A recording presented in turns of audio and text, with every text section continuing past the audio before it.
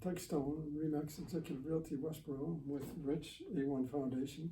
And the question I have right now is that, in my experience, Rich, I've shown thousands of homes, and some of them have sump pumps where you can see the hole in the ground, in the concrete floor.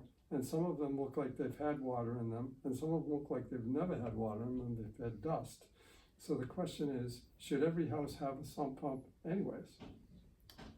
Well, my answer to that is, I don't think every house should have one or needs it. Then the question is, how do you know if you need it?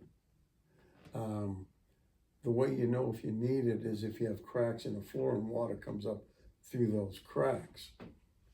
Because the idea of a sump pump is to take water out from underneath the floor. Mm-hmm. Not once it gets on top, but from underneath. Sometimes people had water come in because of different things and they put a sump pump in there, but it wasn't because it was coming up from under the floor.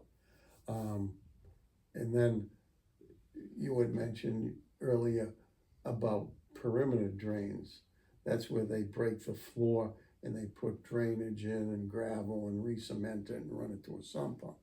That's called a French drain, is it? French drain, perimeter drain. It's known as, they're very expensive. You know, average house is probably $20,000 to $40,000 to do Wow, it. it's a big job. It certainly is. Now, if you had a swimming pool outside and you wanted to lower the level of the swimming pool, you could put a pump in. It doesn't matter if you put it in the deep end or the shallow end. The water level will go down equally. Same thing with a basement. If you break a hole in the floor, dig down, put a pump in properly, the water will want to go there because underneath your cement floor, you have a gap of air because the soil settled down and the water wants to go to the point of least resistance. But we don't know if there's an obstruction underneath. So always, if water's coming up from below, you would first put a sump pump in before you spend that big money for a perimeter drain.